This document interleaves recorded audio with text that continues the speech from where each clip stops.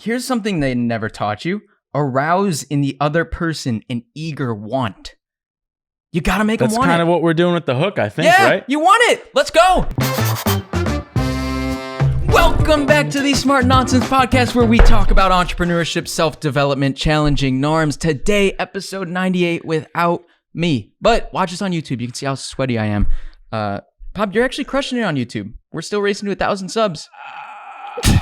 Yeah, we might beat you there. We've done this intro like 3 different times. I butcher it every time. But here, we got a podcast. Henry's not on it because I'm talking to 2 guests. And the first time, I didn't talk to them with Henry. That might have been the first time that I kicked Henry off the interview section. I didn't even know you were recording a Smart Nonsense podcast today. That's what you got to tell yourself. We've had a busy day. But this podcast, the one you are listening to actively right now, that I talked to Adam Ashton and Adam Jones. I just want to say really quick, before this goes off the rails, we need to slow down. Am I going too fast? No, but I just don't want to lose this take. We're crushing it. Okay. Adam Ashton and Adam Jones, baby. You weren't even there and you know them. That's how amazing these guys are. So last November, when I talked to them, they were ripping through podcasts, 3 million plus listeners, and they were talking about writing a book. That's a good question. That's a good I'd say it's a good tee up. We're writing a book at the moment, and the working title is we're going with the shit they never taught you. Well, guess what happened? They wrote a book. This mammoth, behemoth, ginormous macro book. Macroscopic book. A lot of pages. From November till now. The book is now broken. The shit they never taught you. I'm sorry. I manhandled you. Oh man. Well, I'll take your copy. They sent 2 copies. We talked about, they've talked about the book a lot on a lot of different podcasts. It's an amazing book. It talks about, how to get your life in order, get the habits, get everything going. Once you're there, how do you succeed in your career? Then once you're rising up the ranks, like how do you really flourish, make some money? What do you do with that money? And then other sort of like human nature, psychology stuff, a little bit of history, just on some other books they've read. It encompasses everything. It's the shit they never taught you. So it's pretty much everything in school they should have taught you that they didn't, that we tried to learn on this podcast through reading a bunch of our books. They summarize it beautifully. And we just talk about the whole process of writing the book, crafting it, breaking it in half. And it was a fun one. They got some adventures along the way. You'll hear it. But this is episode, unless you got something else. Yeah, let me give you one. Okay. Here's something they never taught you. Arouse in the other person an eager want.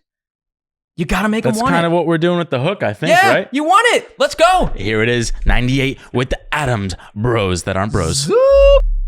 You know what? This is the thing that made me angry, right?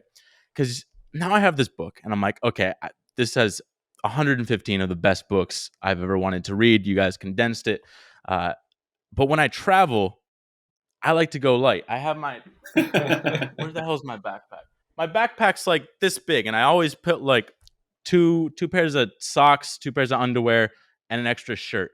But now I'm carrying this, and it just doubled my load. So I got to go with a carry-on now because of you guys when I was trying to read this book. And the little tray tables on the airplane, it was a nightmare. But man, it was worth it. I mean, I'm still like fucking chugging through this thing. But you 2 managed to not destroy your friendship throughout the process, which I was worried. Did you ever fight in the process of crafting the massive Google Doc when you were putting it together?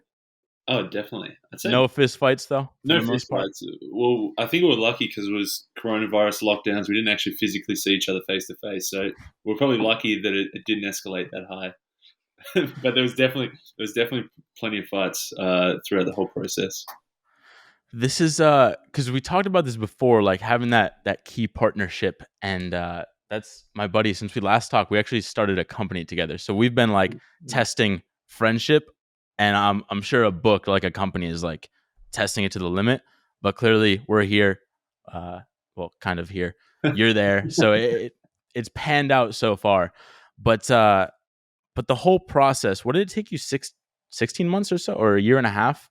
Yeah, 18 months, I guess, is like it was a solid a solid 16 to 18 months. We started out with our first draft, I guess, 100,000 words. We did our top 100 books, 1,000 words on each, and that took like maybe a month or a month and a half maybe. And that's when we thought, okay, well, we're nearly done here. And then being that at the point from 95% done to getting to 100% done was like the next 15 months. That was so we have like the company that we started is this little media company where we make a lot of clips, and we just tell everyone we work with, we're like, hey, going from 80 to 100% or like in 95 to 100%, that part sucks. Like you're at the like it just takes 15, 16, whatever months to get that final bit. So we just tell them no, we drop it at 80% and you're just gonna have to learn to love typos. But y'all are perfectionists. I'm sure you heard a word like the entire world giving you feedback.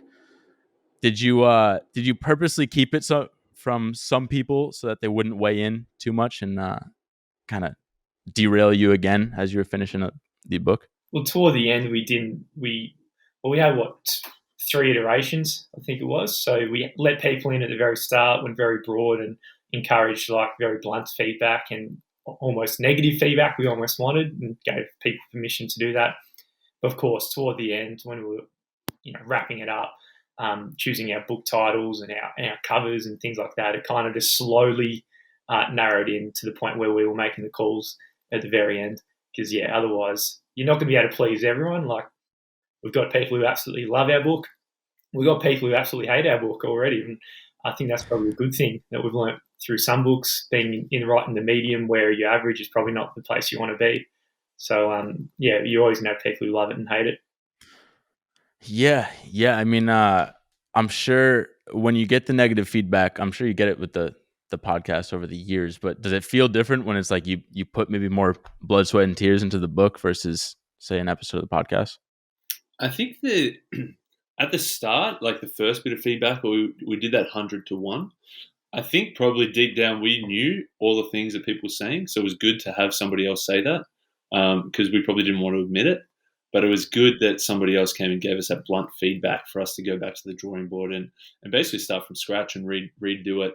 We basically started from scratch a couple of times.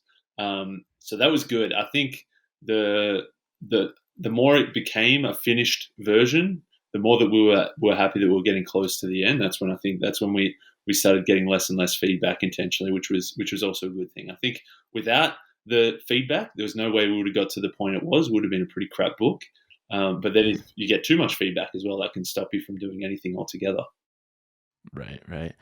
Yeah, I mean, it turned out so far so good. I mean, you're pretty much, I don't know what age you're looking to give this to people. Like, is there like a 5-year-olds probably shouldn't have it. It's too much for them to handle. But maybe like right when you graduate middle school or that like 14-year-old should get it. Do you have an idea in mind of like, hey, I'm going to give my kids the shit they never taught you right about this age? Like who's ready for it? I'd say original. It's probably more for a psychographic than a demographic. I'd say that was our probably original intention. So all ages, but people who are curious and interested and want to learn more about what's going on in the world. In terms of demographics, I feel like naturally they would fall into like we thought, probably 20s, finish university, probably started off their own little side hustles and projects and just having a go at entrepreneurship potentially, or just looking at doing things differently at the start of your career. But ironically, I think it sort of resonated with a lot of mothers in the 50 to 60-year-old range, quite interestingly, because I think like we talked about before, I felt like you guys were getting all the love from the older demographic of women there. That's it. It's really paid off with this book, man. And I think they read the book through the lens of their kids, right? Like they read it and going, "Oh, this is how." Somehow they through that lens rather than their own personal lens. So yeah, that's a surprise. That demographic popping up again. So would it be more likely that the next book is a V2 of this or some sort of erotic novel to hit your key demographic? Erotic novel, eh? We gotta give the people what they want. I know. I mean, there's enough to last a lifetime in here. But one thing that actually I was curious about, because it sounds like you're working. I mean, you'll give some advice to other podcasts and stuff like that. Like, would y'all be good consultants now that you have all of this information, like I feel like, for example, giving it to people in their early 20s that are lost. We have this one friend that he's just like not finding a job, doesn't know. He's like, he graduated from a great school, Ivy League school, got his graduate degree there in engineering. Like, what the hell are you doing? He can't find a job. He's just on the golf course all day. It's like, would you feel like you could offer advice to those people and like actually think that you're doing a good job, or would you be like, nah, just we want to stay away from that sort of stuff? I think, yeah, naturally we probably do in the podcast. Whether we could charge for it to people, but probably. Like, are you like the people at the bar now where you'll be like, oh, I got to offer advice because I read this in the Millionaire Fast Lane, and now are you the obnoxious blokes at the bar now, or you Definitely like not. keep to yourself? I think at the start when you're first reading, you're thinking you're a bit like that because like your mind's a little bit blown and you're so excited about what you just read and you're trying to ram it down people's throat, and people are just sick of you. They don't want to hear it, right? Like if they're not open minded to it, then they don't like it. Simple as that. So I think over time it's like just leave it to yourselves. And some people are not interested whatsoever in books. They're just the sort of people you just go out and have some fun with or whatever and doing some interesting things. But some people it's for books, and then you have those sort of discussions. Pretty much like any topic, like some people are interested in some things more than others. Yeah. I think at the start I would have been horrendous because I would have just said, here's all the answers, going, this is exactly right. I think now I'm definitely more balanced in that I know that there's not just one answer to every problem. There's many different answers that you could go for. I think I definitely hold back a lot more as well. Like Jonesy said, that some people just don't want to hear from it. But like some people don't want the answer. Some people just like complaining about the problems. And that's sort of almost their answer, is just to complain about it. So it would definitely depend who it was. I think I would also get frustrated for me, because I think I know the answer so well, and say, here's exactly what you need to do, and then somebody doesn't do it, I'd struggle with that. Yeah, I feel like you gotta just ask questions and then they answer it themselves and then go on their path. But that's kind of the frustrating thing, is like the knowledge is all there, but it's like who's gonna actually use it, especially when they're getting intimidated by not being able to pick up the book most of the time. But no, I mean, it covers everything. Like I like that it's get your shit together first. Like, make sure you're on a good playing field, and then work on your career. Once you rise up, you can be the sort of like top dog vibe that you're going for. Once you make that money, what do you do with it? How do you get rich, invest, what you want to do? Then kind of some more human nature stuff. That's like good and evil. Beyond that, you kind of cover everything, like with history and philosophy. After that, you pretty much cover the spectrum of the universe. I don't know what else is like. Is there anything that you feel like you're missing from the book that's important for people in general? Good question. I don't know. Not for me. No, I think there's always going to be, like, every book that we read now, we're like, damn, we should have got this in the book. But I don't think there's been a whole lot. Like, they would have been additions to what's already in there, as opposed to a whole new different path. So yeah, maybe in 10 years we might have some new paths, but I don't know. That's probably limited to our knowledge of what the categories are, right? Like where we only read 9 different categories of books, and we haven't opened ourselves up to what that. I'm sure there's like 10, 11, 12, 20, 30 different categories you could probably go down. And our hitting zone maybe is just that 9 of what we do on the podcast. Right. I think we go as well now. Like for us, like, because it was about obviously like getting your shit together, a bit of career, a bit of business, but then we've also thought about like the history and philosophy and stuff. Whereas I'm sure probably one that is probably like, things that we haven't done yet. Probably parenting is probably going to be a massive one that if you ask us in 20 years and we've both got kids, then we're probably like, man, how do we not put a parenting section in there? But for us right now, I think we've covered everything. But down the track, I'm sure we'll uncover more stuff. The parenting is just give your child this book at the youngest age possible. There it is, whole chapter. Yeah, is that I mean, in terms of the areas of the book where y'all still feel you could grow the most or improve the most, do you have any particular areas that stand out for yourselves, Jonesy or Ashta? I think for me, probably just converting knowledge to action. Like, I think we know a lot of stuff. We've read a lot of stuff. The biggest thing is then just like, what do you do with it? how do you actually put that into the world? Which I think is probably going to be everyone's challenge, really. Like, knowing is only one small part of it. Actually doing is the big part. If you write a book, that sounds like enough doing. I don't. Did y'all celebrate by chance with anything crazy once it did publish? We have been talking about. Well, we've been in lockdown, but we've been talking about this big night having a good night out At a Read between the lines on that. gentleman's establishment, and then going to Crown and having a game of poker and just having a big night out sort of thing. But every time we've planned to do it, we've just been thrown back into lockdown. So looks like we're going to have to postpone that one until a couple of months still, end of the year. So we will celebrate, eh? It keeps adding up. They're just it's going to be a build up, and man, I wouldn't want to be that club owner, whoever sees whatever happens there. But no, that's awesome. One thing too that we didn't get to talk about much the last time we spoke was about travel, and I think that is such a big element of having a fulfilling life. I know it sounded like both of y'all traveled quite a bit, maybe Jonesy even more because you were going all around, but clearly haven't in the last year. But what's in terms of travel adventures? I don't even know, Jonesy, how long did you travel for? Because you do I did two. A lot of solo trip. Yeah, I did two pretty big ones. So I did one 9-month one solo through just saved up money, just went on a backpack and landed in Indonesia, and from there just kind of went where it took me, and ended up going through Indonesia a fair bit, India, Nepal, Sri Lanka, where else? Yeah, and did trekking through the Himalayas, all that sort of stuff. So that was super exciting, and I think there's no feeling like the one of landing in a new country with just a backpack on, and no one in the city whatsoever. It's completely foreign. You just got money in the bank account, and I'd never book accommodation before landing, and sometimes that'd probably make the most interesting stories because, one night I remember I was in Varanasi, India, and there was the biggest gathering of people of all time in the two towns next to it. And I wasn't aware if this was on, and I had to somehow find accommodation. So it was the Kumbala with 100 million people rocked up, and couldn't find accommodation. And it was getting dark. I'm like, Jesus, what am I going to do now?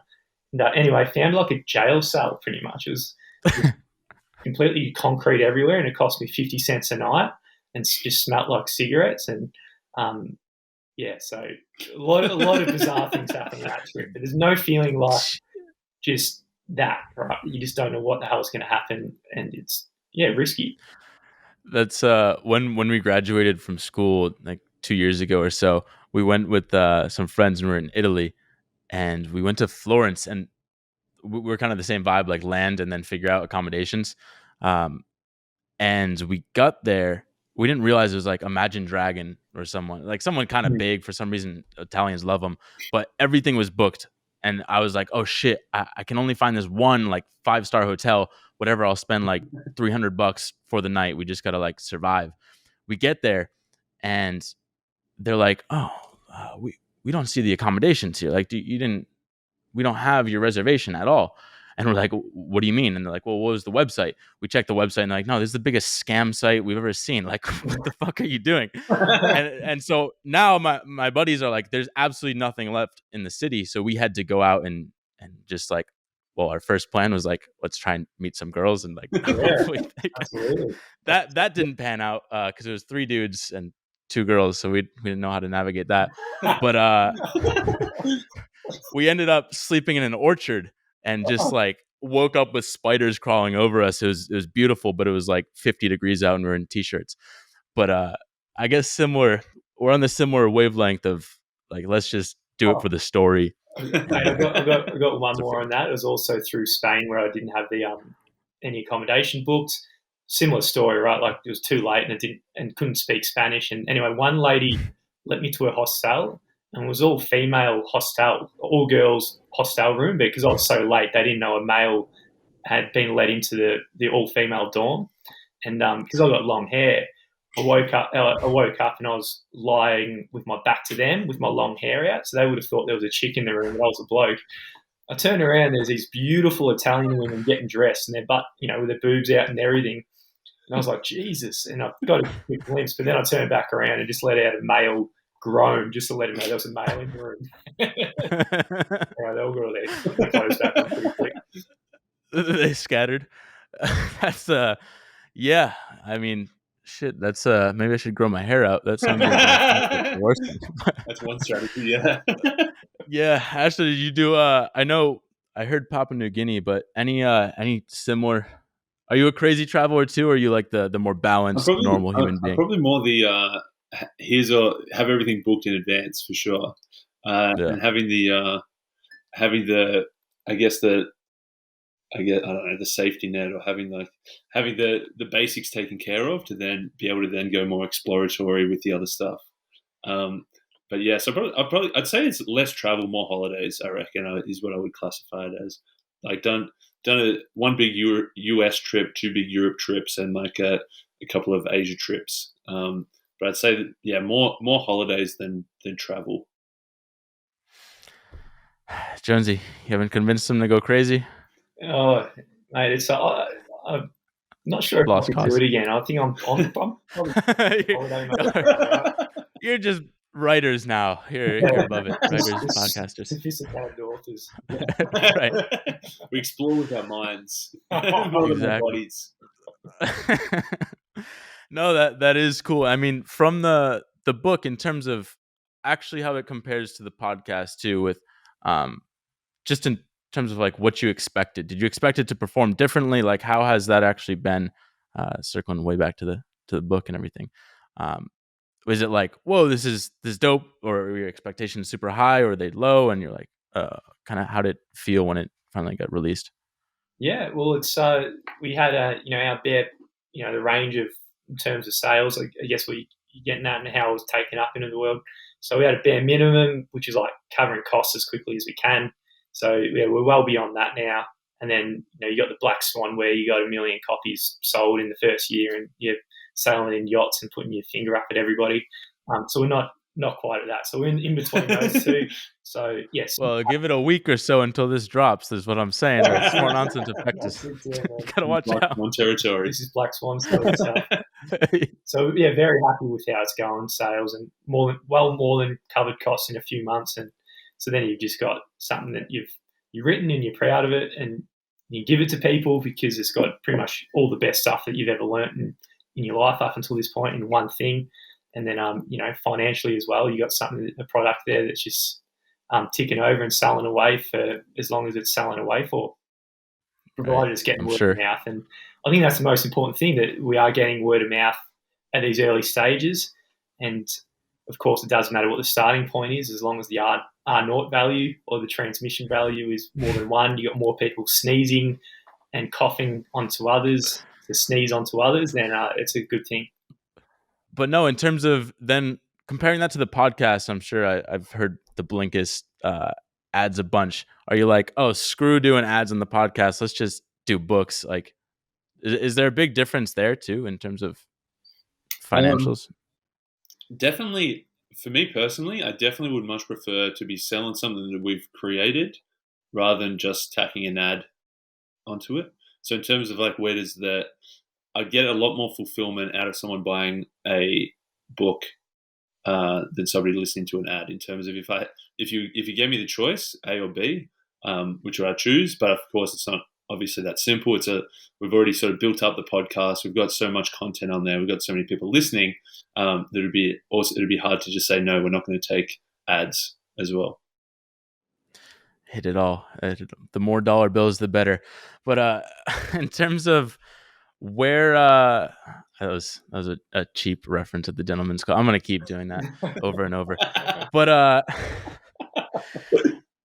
so the next step in your career progression is what? Keep the podcast ripping. Try and get it up to 230 books or so for the next release, so you can hit 1,000 pages. Or what's really the next big step for y'all that you're excited about? So I'd say right now in lockdown, we're trying to get a buffer of podcasts as much as we can, so maybe 3 or 4 months ahead, so then we can take a breath. I think that's probably number one, take a breath and just have a bit of time before we realise what's next. There's always the option for us to, we've done a lot of work in iterating to land on this kind of concept in the book. It's very easy to replicate that, but a smaller version and go more niche. So you've got the shit they never taught you, and then you can go to the shit they never taught you about, a more niche kind of thing. And then you got 20, rather than having 115 books in one, you might have 25. It's much cheaper on the wallet for people who might be priced out of buying this one. So it's got that. And it's also, it's got no waste pretty much for anyone who chooses that topic. And of course, it's much easier for us to write a book that's much smaller on one topic than go as broad as we have with this one. So that option's always sitting there, whether we explore the exploit route, exploiting what we've already explored, or we do another iteration and do something new. I didn't even think about that. This encyclopedia you break down into volumes for each particular category. That got me excited. That's a good idea right there. That's definitely cool. And then you could refine it, sell it to individual teachers at each. I don't know. They don't really have personal finance teachers or anything like that. I don't know who would. You could go. Probably have to sell the whole thing to. That's it. To You the could go schools. super niche then about who you target. I think if we did do it though, we'd have to do new books. It'd have to be completely new content. We couldn't. There's nothing that frustrates us more than when people do a similar thing. They do a sequel for their original book that was a killer, and it's just the same shit in it. I hate that. So we need to avoid that stuff. Right. So at what point then in the process are you both completely fed up with your jobs and you're like, you know what? It sounds like you're still working hard doing everything in the world at the same time. Where's the breaking point for both of you? Probably after this episode drops, I reckon. The black swan, it's coming. Black swan hits. So it's pretty much just keep current path is keep doing everything at the same time, full-time work and stuff like that. Yeah, I think all the irons in the fire. Full-time work, obviously, there's a big podcast and book are big side projects. And then it's, obviously thinking about what's the balance between those two. Is it possible to add a different side project in? How can we rebalance or recommit from one thing to the other? I think it's just a constant juggling act. I don't think there'll be a point where we say, okay, let's chop this and do 100% of this or vice versa. I think the side projects and having different income streams just gives you options down the track. Like if you've got something a podcast that's making money, or you've got products that you're selling that's making you money, you can at least have the option of just saying, all right, I'm going to take a pause here and I might take this entirely new project, whether it be related to the podcast or whatever it might be. But having both irons on the fire, it's entirely necessary, and it's going to be, as everyone knows, a lot of hard work to get to the point where you've got full options about what the hell you want to do. So I think the best metaphor is like a rocket ship going lift off, getting through gravity, all irons in the fire, getting to that point. But once obviously you're in orbit, then things are much easier, and you don't perhaps have to be slaving away so hard. So you're still in the atmosphere to some degree. Gravity's still 9.98 meters per second squared. There you go. That's cool. So in terms of the actual book, and what do people tend to reference most in terms of their favorite chapters? Or do you hear from people and they're like, oh, this was the nugget that stuck with? Or what do people really reference? I've been surprised. A lot of people have been talking about the first couple of chapters, like the happiness and stuff. That maybe that's as far as they got. Maybe they just were the first. I don't know. Yeah, I feel like there's a couple that have come across in the marketing space. I've met a few people and they loved some of because we got Crossing the Chasm, which is you got the early adopters, early majority, late majority, and the laggards. But I think how we linked the three different strategies to actually cross the chasm with that book, I heard of that from a couple of people that really resonated with them. And marketing's not for everyone, so that's probably specific for those people who are in that sort of industry.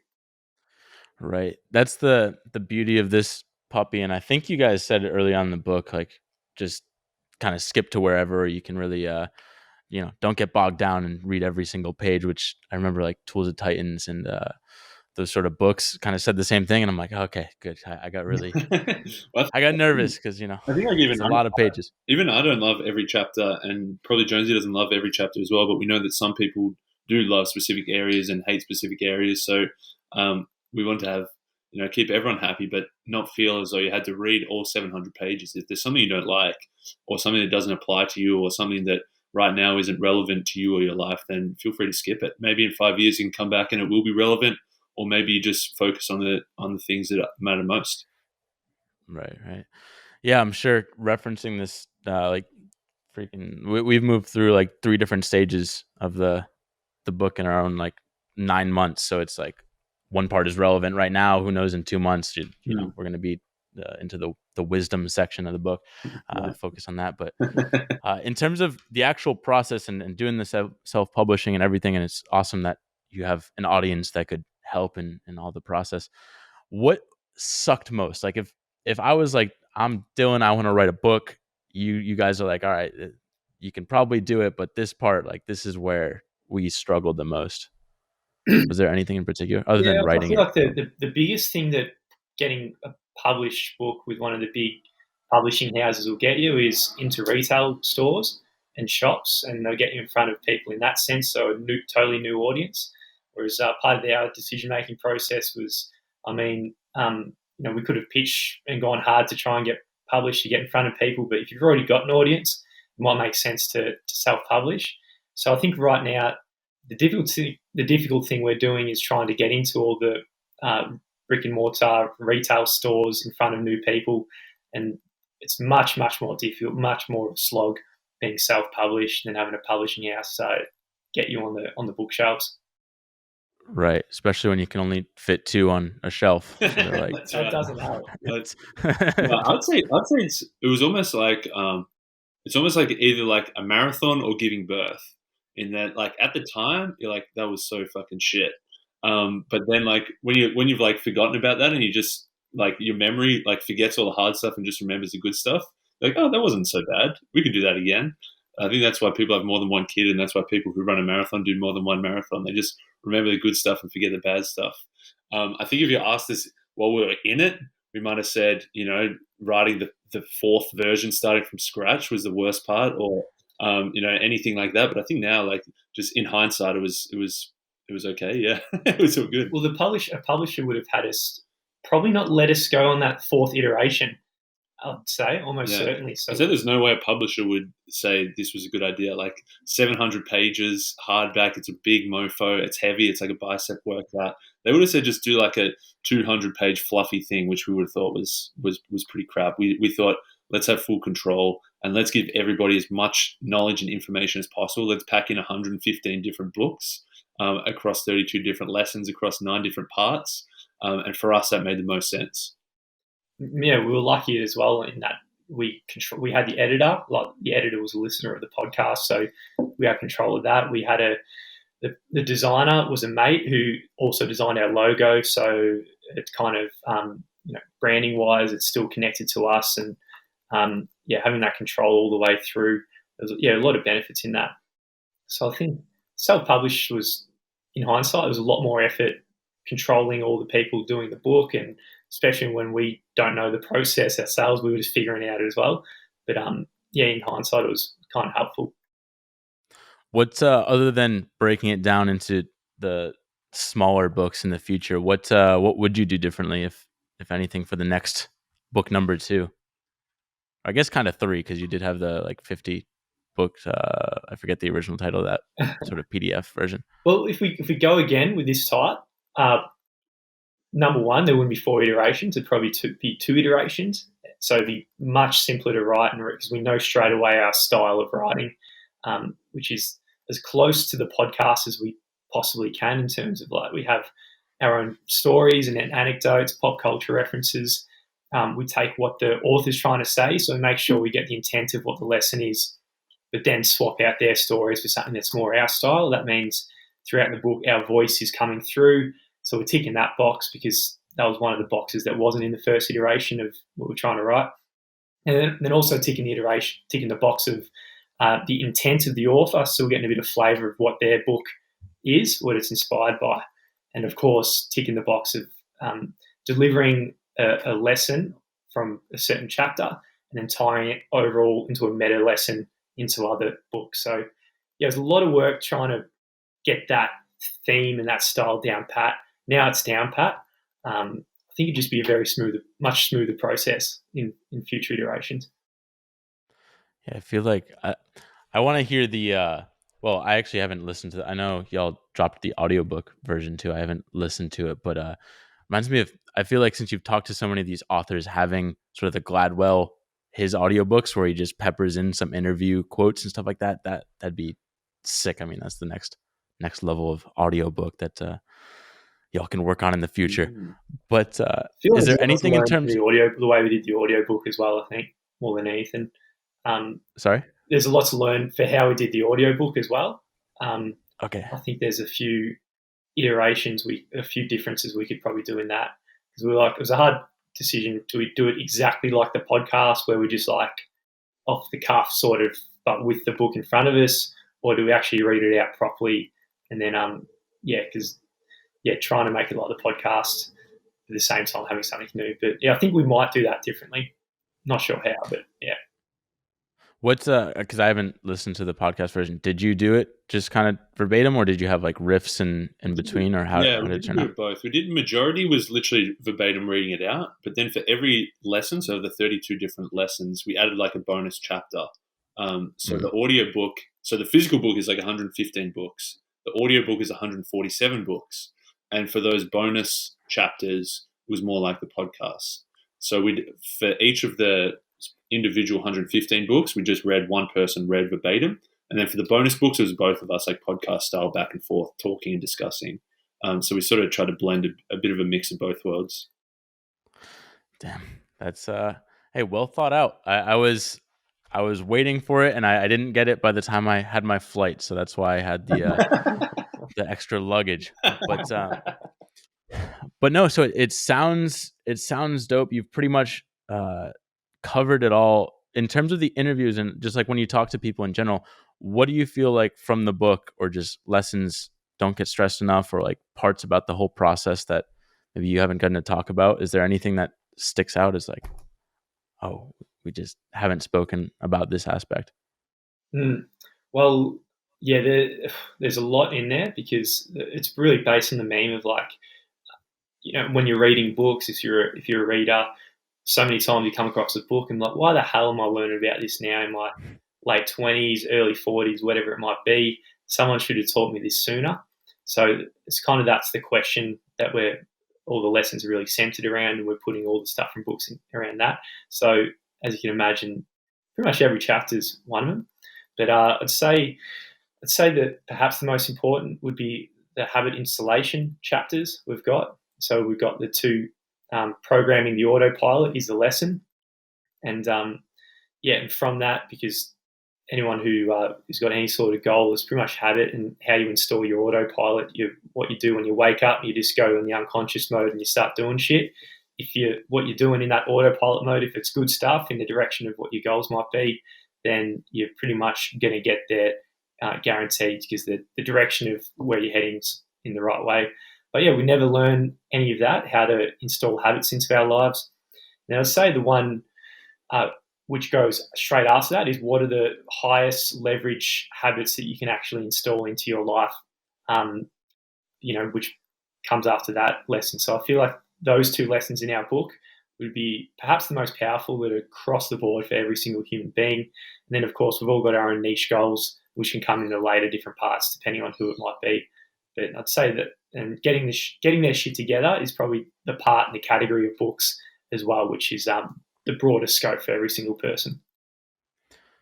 Where's in terms of getting your own shits together right now, is there any area of your life where you're like, all right, this is where you're focused now, or how are you guys feeling with habits and stuff like that? Yeah, I think for me, it's probably having the book and writing that literally like all of 2020 plus creeping into 2021 as well.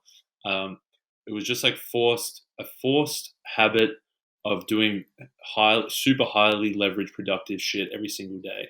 So it's like every single day we'd wake up early, we'd write or we'd discuss or we'd edit or we'd be driving forward this massive big project. Whereas not having that, it's easy that same amount of time and space has been filled with, I don't even know what it's been filled with, because like obviously I've got the same 24 hours in a day, but I am not currently creating a 700-page book.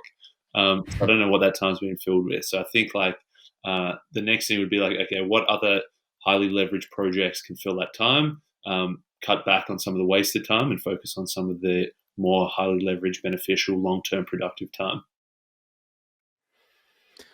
Well, it sounds like that currently, because you don't have the other volumes of the book coming out, that doesn't quite exist as is. But no, I think that's probably the biggest thing for me, because I got into habits before starting my own sort of entrepreneurial journey, and that was like waking up and working out was literally the domino that everything came after. So I'm sure when y'all have that like, oh, you wrote X amount for the day, it's like that's a habit in itself, and it just makes you stoked and crush the day. And even within that, like year when we were doing most of the time highly leveraged tasks, there were little sprints in there which were ultimately highly leveraged. Like we had like hell month, where we thought, fuck it, we're going to... Which became 2 months, yeah. Became 2 months, but if we knew it was going to be 2 months, we probably would have delved into hell month, where we just like say, all right, this is what we're getting done, and every day you're just going to go at it and you just pull your hair out trying to get to that finish line of it might be in the full iteration of the book or something in 1 month. That's the goal. So yeah, there's those highly leveraged moments as well it's hard to know what pulls motivation. I think just being a bit naive at the start always helps. Like if you knew what you're in for, you probably wouldn't take the project on. Same with this podcast. If we knew at the very start like how much was involved and how much work, you probably wouldn't actually do it. So yeah, anything worthwhile, I think having that beginner's mind where you're just naive, stumbling across and you don't know, you got so many unknowns, it's a very good thing to begin with.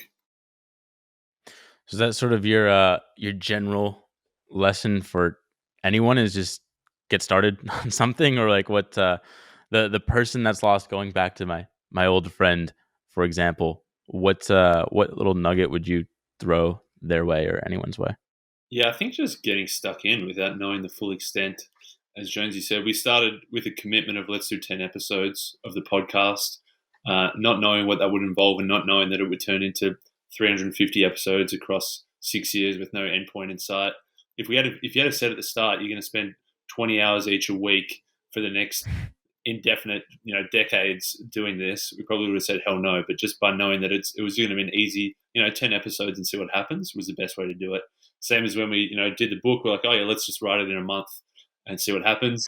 That month easily turned into 16 months. Whereas if you had said at the start it's going to be 16 months of hell, we probably would have said no way. So I think just getting stuck in, being naive, and just going for something, just not knowing where it could go for. Like maybe it's a flop and nothing happens, and over that 2-3 weeks that you try something new, then it just stops and that's it. But maybe it turns into something big. Yeah, and interlinked with that is just being willing to do it for free. Like if you're expecting to get paid for doing things like this or a side project, then you're probably going to quit much earlier. And then paradoxically, you're almost certainly not going to get money if you got that mindset. So yeah, just being willing and happy to sacrifice your weekends or your hours before and after work for free, knowing that there's every chance that you might not get paid. But with that in mind, yeah, paradoxically, over time, you're more likely to get paid because when you're stumbling through and being naive with something like that, you're also learning skills that might put you in a certain niche, and over time that be rare and valuable because other people, they've gone down the well and tried path where the skills are a lot more commodified compared to just trying new stuff where you're learning new and rare and valuable sort of things.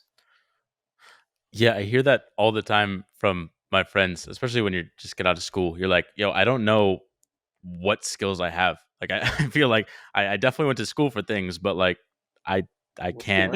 Yeah. What the fuck is this? My head clearly has a lot of money in it, but yeah. So I think just the stumbling is that's the thing that I try and tell our friends. Actually, one friend he has this offer to work at a bank in Boston or New York, and he's currently making wine in California. Like he's just learning how to do it because we told him like, hey, dude, I actually sent him the 4 hour work week. I'm like, hey, read this and then go play around in wine country for a while, see what happens. And so now he's got this like, oh shit, what am I gonna regret more? Like not going to that job or not pursuing this adventure of wine country there. And I think he said he wanted to go to Australia too to do harvest there or something crazy.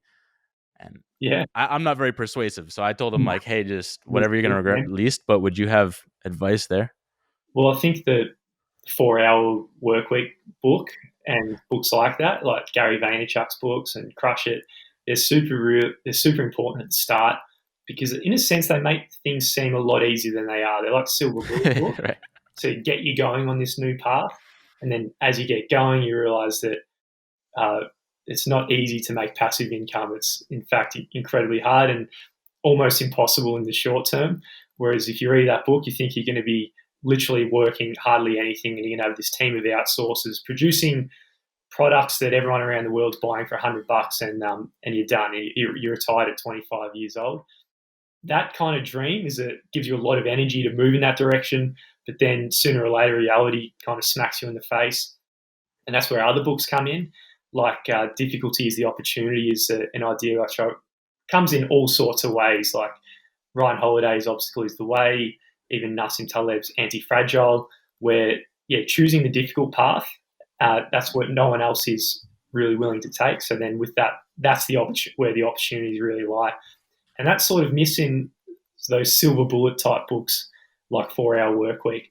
But if you just told at the start that, everything's difficult and that's what you need to be going for, you think, nah, maybe I'll just hang out and just choose the easy path and get that job where I know they're going to take me on. I've got an easy salary every year with your four weeks a year annual leave sort of thing. So I think it's good to start, but eventually your reality smacks you. Yeah, it sounds like y'all had experimented with the 4 hour work week when you We had some get your African friend to hook up everything Tinder and email related, but it turned into more like an 80-hour week. So, but I'm sure it's a lot more fulfilling. The worst was in general, and Ashjo and I, we did we got a virtual assistant. This is such a stupid idea, but we thought we were geniuses.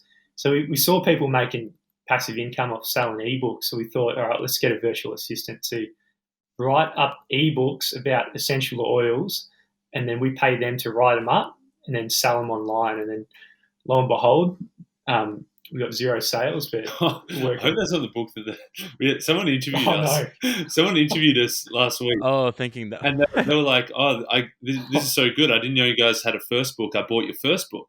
I'm like, what the fuck's that first book? Sale number one. It's not that. That could be it. Give me the virtual assistants. Jesus. There was one other book where it might pop off. It was literally like a test print. It was just like the same chapter 100 times. And we just wanted to test the printing, so I hope she didn't buy that as well. I've got no idea what she bought. It's up on Amazon somewhere, that test print. We don't know how to get it. Connected to you guys. He was like, if you liked I love this the book shit so they never I touched. went back and bought your first one. And we're like, oh, shit, what's we went on to the next question. We had no time to just like pull her up and say, hang on. So she's going to get a rude shock in a few days. Yeah, has any other weird shit happened on when you've been talking to more and more people? Any funky conversation? I know we talked about this was when you were interviewing I forget the political guy, and that was very rude. Yeah. I don't remember the details too much, but have you had any funky interviews in the last couple months or so? We've had no epic failures at the start, which is a bit more boring. So it was kind of exciting at the start when we didn't know what we were doing, so we kind of sucked and we were amateurs. So because we were amateurs, it inspire interesting reactions from the people we're interviewing with, who are used to being interviewed by absolute people who knew what they were actually doing. So yeah, we had a few shockers at the start. Had some arrogant people who don't know if we mentioned that one. But we had one guy in Australia, red bandana. He made us like sit on his floor, his lounge room floor. Didn't give us a chair, so he can. And we had to like. Oh, that was steak guy, right? You didn't. He didn't get to eat the steaks. That was the steak dude. But yeah, none of that in a little while. Yeah, and in terms of us on the other side of the mics, there's been nothing too crazy that. No, I can't think of anything like aside from the woman who said she bought our first book, and we've got no idea what that first book was. That's probably the craziest one. Y'all got to start showing up to these. I don't know, not wearing shirts or something crazy. Really Spice it up with everybody once you do enough of them. But I mean, this will. My friend, I hear him bouncing back and forth, but he's still not going to get his showing on the pod. But was there anything else in general in terms of? I know we didn't get into a ton of detail. I'll preface it on some of the intro, but stuff you haven't talked about with the book, or we haven't talked about with, I don't know, exciting adventures on the last year and a half as you put out into the world that we're missing. No, I don't think we got anything too exciting. We haven't been able to go anywhere. We haven't really been able to do anything. I just saw that we're in Melbourne, and I just saw on the news last night that we're now the second most lockdown city in the world in terms of number of days. So London had it slightly worse, and we're coming in at number 2 with 208 days of lockdown, and we're still going. So I reckon we could go for number 1 spot. I reckon we could take over. Surely we are in Hell terms yeah. of London. There's lockdown, and then there's Melbourne lockdown. Our lockdown's insane. We can't. We're not going to do this for a start. This is illegal. We got to fine $10,000 for catching up. Really? Dude, We gotta. we've got a great. We've got this good setup where we're actually at our own homes, but it looks like we're right next to each other. Just to make it look like that. Hang on, you're trying to. Yeah, that's right. I believed you for a second. I'm like, is there a split screen there? That's yeah. I don't know what the hell. Actually, someone did that. I saw that on like Ellen or something crazy. But no, it sounds like y'all, even though you've calmed down over time, you're being more productive, more thoughtful. So maybe there's some adventures on the way, and we'll hear about it in one of the podcasts coming soon. But boys, always a pleasure. I'll have my friends listen, see if they or actually read the book, The Shit They Never Taught You. I don't even think I showed it to the camera. Look at that. It's a beauty. Whoever, Jonesy, was your friend that designed the cover? Yeah, so Jack Turner, hey Stubby, I reckon he's Australia's best designer. He's also got his own board short label here, Squash, for those listening. He's a superstar at what he does. So 2 black swans in one podcast. How about that? There's going to be a lot coming out. He's retiring next week as well as us. It's all planned, Bill. What I didn't get to ask, did you guys do anything crazy? What was it, last Friday or something like that? The one day, or was that just a bad day? That was one day. Oh, I don't know. There was like one day that was off limits, and then that was the one I think I suggested. I don't know. Y'all were probably. No. What was it? Oh no! It was my brother. My brother and his wife were pregnant, and so we were like doing the announcement to my parents who didn't know. So that's all it was. Nothing. It was literally the baby shower book, baby. That's what they're getting every year. Just like throw a stack of books on there and. Learn like us. Well, thanks guys. Appreciate it. Thanks for sending the book again. It's a pleasure. I'm going to keep referring back to it. Y'all are always fun to talk to. So more adventures along the way. Too good. Thanks for having us again, mate. All right. Hopefully Gilly listens. Cheers, boys.